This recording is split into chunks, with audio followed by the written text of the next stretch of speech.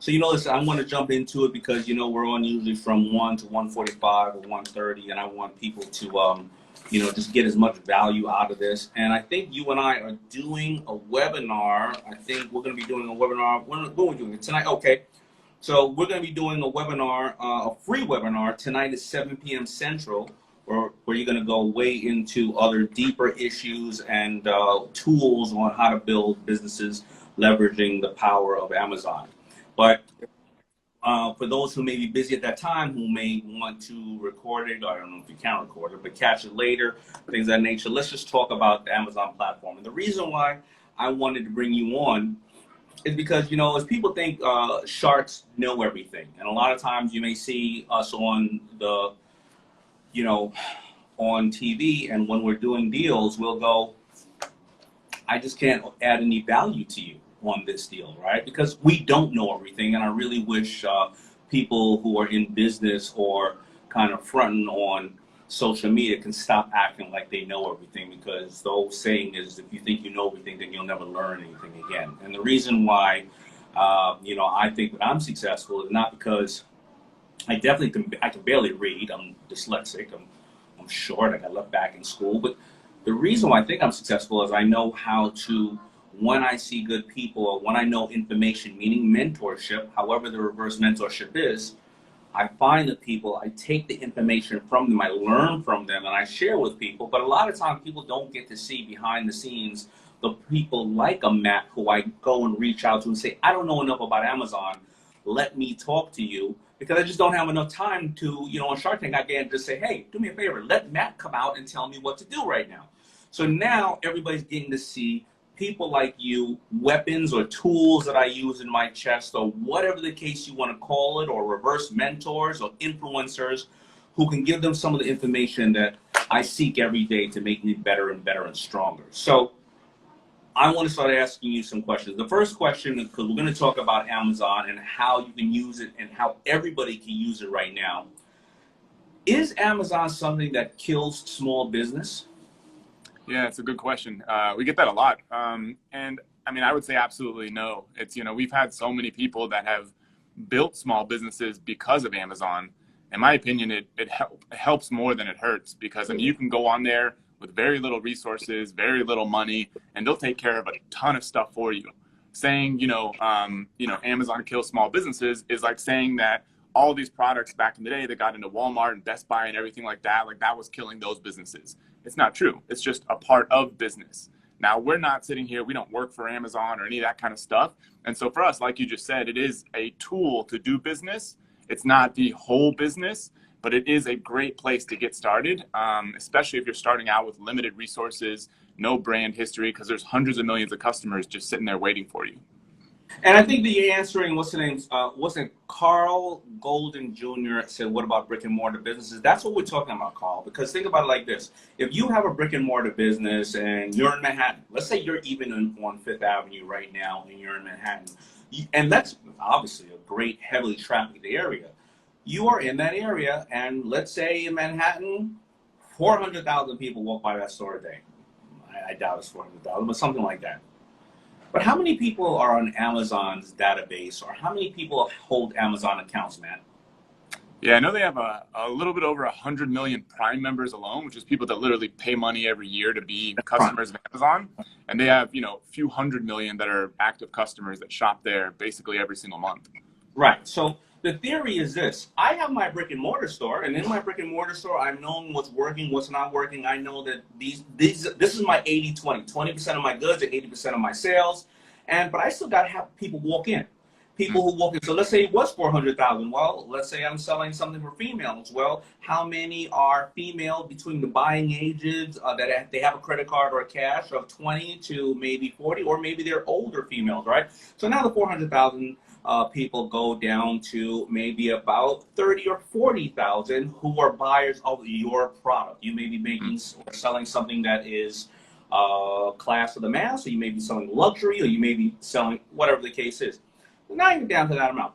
Now on Amazon platform, 100 million, you said? 100 million Prime and a couple hundred million total customers. That's just 100 million Prime accounts. That means there's probably 300 million people on that account, right? Now, out of the 300 million people, see, your store is only getting that amount of foot traffic, but if your products, once you work it out and get to know how well one does and not, once you then place it on Amazon, you just hit 300 million potential people. All right, let's narrow that down. 40 million potential buyers of your stuff, and that's exactly why they both work. I sell my books in Barnes and Nobles and online. I still go to Barnes and Nobles. There's 500 people waiting there, and people who don't want to necessarily go online or go into Barnes and Nobles or they read digitally, they buy it too. So, I mean, these are examples on how both of these things can help all the, all different aspects of your store, whatever it is, brick and mortar, or you're selling out of your house and selling. Yeah, for sure. And the good thing about Amazon is, you could take an individual person, just literally one person, they can sell one product on Amazon that may be kind of a niche product, not even anything in the top 10,000 best-selling products on Amazon in any individual category. And that product can be doing $1 million a year. And that can be a business that one person owns, running it by themselves, only selling on Amazon, which is kind of what you're saying is like, rather than having to get a whole bunch of people to buy different products locally, you can reach a whole bunch of people distributed all over the US, or in Amazon's case, all over the world. And sell, there's something like 3 billion products for sale on Amazon, and there's a lot of them that sell a ton like that. But here's the key on why I think people can learn from you that was amazing to me, and I didn't even understand this. If you're right now somebody who is employed or unemployed, or you have your own stuff, you don't even necessarily have to make the product at home or develop the product, become this great inventor, have your house filled with boxes and shipping labels, and also find a platform to attract people. Because right now on Amazon, just show the basic, simple ways that you can take this thing and do it with little to no money. Yes, that's a good question. So I actually pulled a couple products. I'm here kind of at our video studio. So we've got products that are members, not members, but like this product right here, for example, is just like a hip and joint supplement for dogs. And so this kind of product, there's a lot of these that are generic. And so if you go out there and you do some research on Amazon, and you find that these products are selling really well, there's reasonable amounts of competition, you could go out there and have your own brand of these. This one is Genuine Naturals, not super familiar with it. It's probably just a smaller brand. And you could have your own brand on there selling the same exact kind of product, fulfilling the same exact need for customers, and get started pretty quickly. And then later on, like maybe after you start talking with customers and reading reviews, you're like, you know what? If we added this little extra ingredient, or if we changed the flavor, then this product would sell even better. But you can start with something more generic, and then later on, go more custom like that as you get more experience, more money, more time, all that kind of stuff. But yeah, there's millions of products like this that you can sell. But let's get really clear. That product already existed from a manufacturer that was selling it. And are you saying I need to bring that product into my house and now label 1,000 of those units? No, I've been there and done that before when I didn't know anything, and it was a nightmare. I was literally printing labels. My wife was sticking them on bottles and that kind of thing, 10 plus years ago.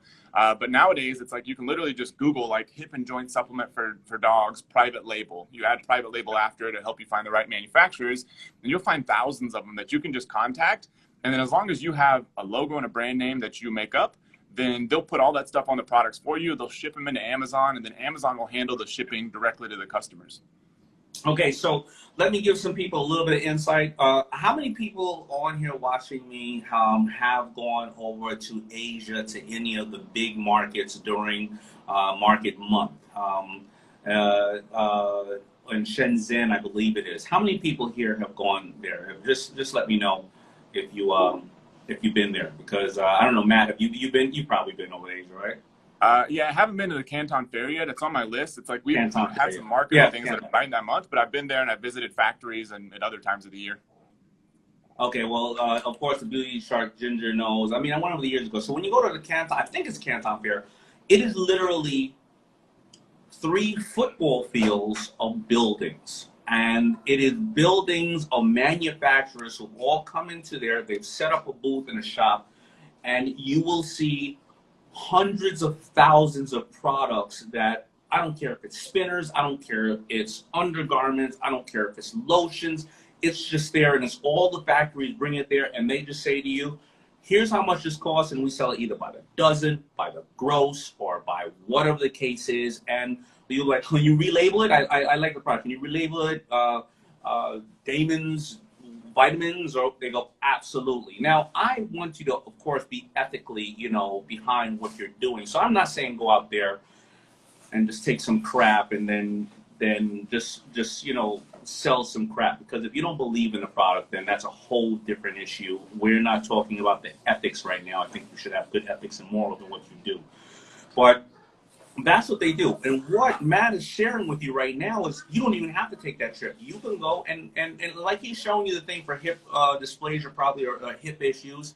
I'm sensitive to that. I used to have two big dogs, and they have that matter or issues. Or I was telling Matt the other day, you know what? Every single summer, because I happen to have a large farm and a large property, I don't want to run wires and put those lights in, because then in the winter when the snow covers it in clouds, they'll break all my lights on the ground in the driveway and stuff like that. So every year, you know what I find myself doing? I find myself buying 100 new solar lights, and I always don't know if the brilliancy is going to be good enough or whatever. And I'm giving an example right now, if a manufacturer doesn't know how to position that in the right way, but if you say, I have the same issue, you know what? This is the best light, period.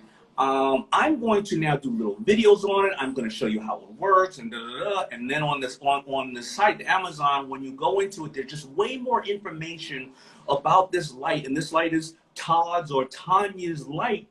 You can build a company off of that, because what happens is the traffic of all the Damons looking for these lights will sit there and say, wow, I looked through all of them, and you've been on Amazon, you see the same product 16 different times by different sellers, and I go, this one is giving me all the information I need. Let me buy it from this one. And Amazon itself, they have the customers looking. You now deal with the manufacturer and just get your product named underneath yourself, and they ship it and sell it for you, and you make the money. Is that a good way of analyzing it, Matt? Yeah, no, that's perfect. And the cool thing is too, is that, it's not just one product for that kind of thing that sells well on Amazon. Like, just like you go to the grocery store and one person's going to buy one soup, another person's going to buy a different soup. On Amazon, if you were buying those solar lights, you may have a modern house, a more like ranch style house. And so you may want different kind of designs of these things.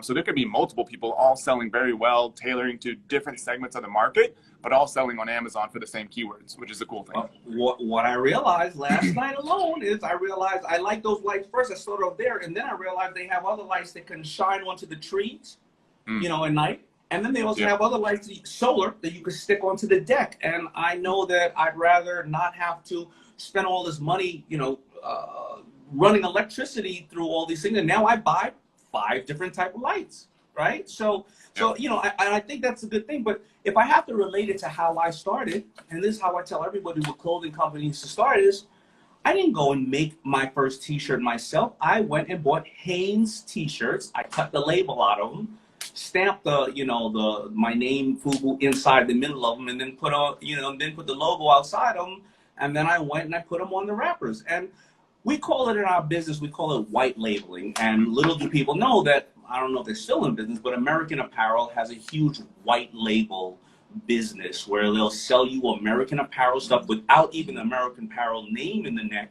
And that's what we do, and we call it white labeling, because they're giving it to you basically white and it's clean, and you label it the way that you want to label it. And that's what we're trying to tell people or show people that they can do from home right now, whether they're employed, not employed, or, of course, there's so many different tips and things that you can do for people right now who may have retail stores who are like, I don't even know my customer anymore because they're not walking by me anymore. How do I get out to other customers right now, because I was so busy only thinking about the customers walking into the store?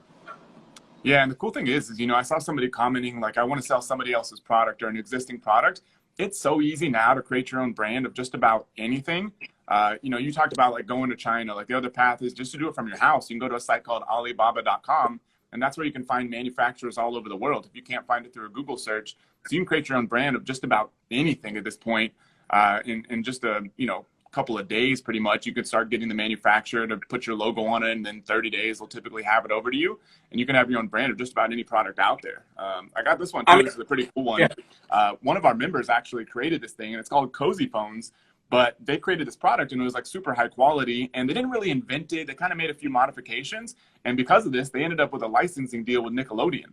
And so like that kind of stuff is possible because they wanted their brand name. They had a cool product, and now he's got a super successful business where he was running some. Thank God you just answered that, because when you put that up and I just saw the Paw Patrol on there, I was about to say, man, I'm sorry, I can't talk to you anymore, man. You're infringing on people's properties. And now I just said ethically, you got to do the right damn thing. But so you're saying that they came out with that and then they went and got a license from Nickelodeon for Paw Patrol. Yep, that's exactly it. Yeah.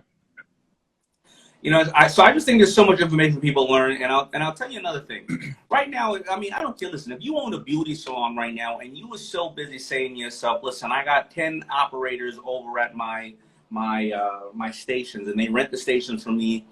I don't sell a lot of retail product because half the girls steal the damn product and use it, and I don't got time to keep going and opening that thing for $3, $4 bottles. However, all those hairstylists now, each one of them have 200 customers that they see, and now you equate that by, you had 8 stations, that's 7 other people with 200 customers apiece. That's 1,400 people right now, and you're able to say, you know what, since we're not open, you can't come in here. Here are all the type of products we use, and or do your blogs and say, here are the things that you need for your nails or for your skin or for your hair. And whether it's curling equipment, whether it's chemicals, whether it's dyes, I think that you can start a new business right there instead of sitting home going, Jesus Christ, I don't know if I'm going to even pay the lease anymore. People may not be coming in to get their hair done because they don't have any money, and I don't know when I'm going to open again due to COVID. Maybe I have underlying issues. I don't even want to be in that damn place. Like, this can be done in so many different ways of current business owners and or people who want to get in business. It's fascinating why people don't understand the value that they can do right now from their house.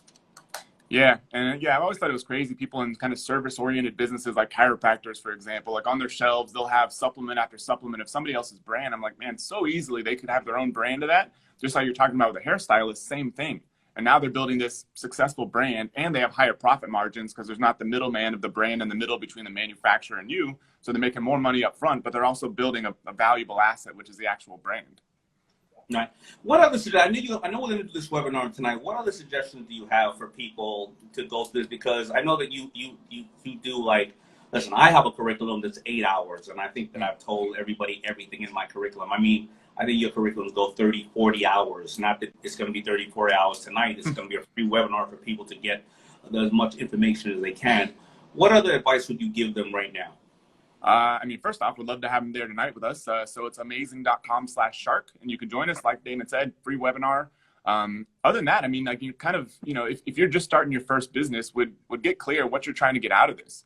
Do you want to replace income from a job? Do you want to build wealth in your business, eventually sell it? All that sort of helps clarify what kind of product you sell, and where you end up going with your business. Because, I mean, we're going to recommend people start on Amazon.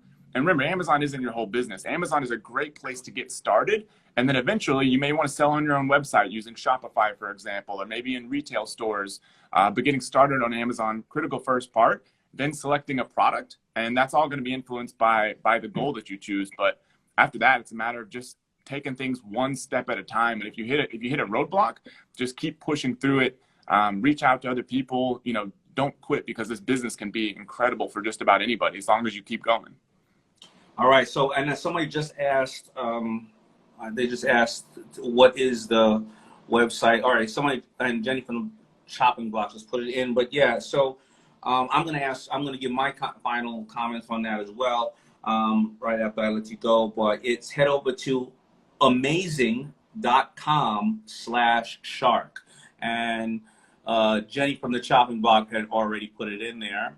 Amazing.com/shark. All right, man. Thank you so much, Matt. And I'm going to see you tonight and see everybody else tonight on that. Yeah, thanks for having me. And thanks everyone for watching.